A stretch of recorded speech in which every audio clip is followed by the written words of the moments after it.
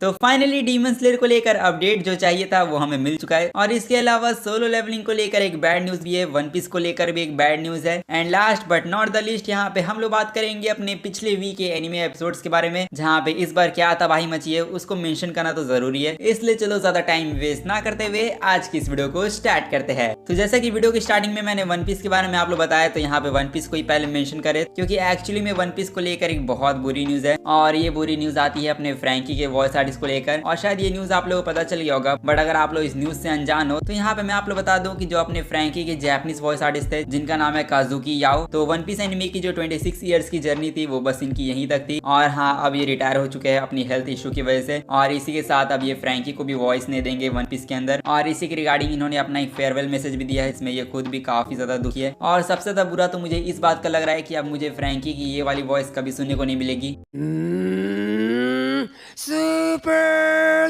अब हालांकि फ्रैंकी के वॉइस आर्टिस्ट तो रिटायर हो गए, बट यहाँ पे जो इनका सक्सेसर होगा जो यहाँ पे फ्रैंकी को वॉइस देने वाले, तो उनका नाम जंप फेस्टा 2025 में अनाउंस किया जाएगा, जो 22 दिसंबर को आप लोगों को सुनने को मिल जाएगी। और होप करते हैं कि जो फ्रैंकी की न्यू वॉइस हो वो भी यहाँ पे सुपर लेवल की वॉइस हो, क्योंकि यहाँ पे सुपर वॉइस होगी तभी सुनने में उसे मजा आएगा। नहीं तो वन पीस फैंस के बारे में अब क्या ही बोलूं, उनको तो हमेशा बैक टू बैक बुरी न्यूज मिल रही है। बट एनीवेज यहाँ पे वन पीस मांगा के बारे में बात करें, जो पहुंच चुका है अपने सीरियलाइजेशन के 10,000 डेज पर। और लिटरली वन पीस की मांगो को आए हुए अब 10,000 दिन हो चुके हैं, जो काफी ज्यादा इंसेन है। लेकिन इसके साथ ही में हम लोग बात करें अपने हंटर हंटर की मांगा के बारे में, जिसका चैप्टर 410 अब फाइनली रिलीज हो चुका है। और इसका मतलब जितने भी हंटर हंटर के फैंस है आप लोगों के लिए भी बुरी न्यूज है, क्योंकि अब इसके बाद जो इसकी मांगा है वो यहाँ पे ऑफिशियली तौर पे हाइटस पे चली गई। और ये ब्रेक इतना लंबा जाएगा वो तो यहाँ पे ऊपर वाला और तोगाशी सेंसेई ही जाने। अब वैसे हम लोग यहाँ पे काफी ज्यादा बुरी न्यूज के बारे में बात करें, तो चलो आप लोग का मूड अच्छा करने के लिए यहाँ पे हम लोग बात करें पॉपुलर एनिमे के बारे में, जो आता है अपना डीमन स्लेयर।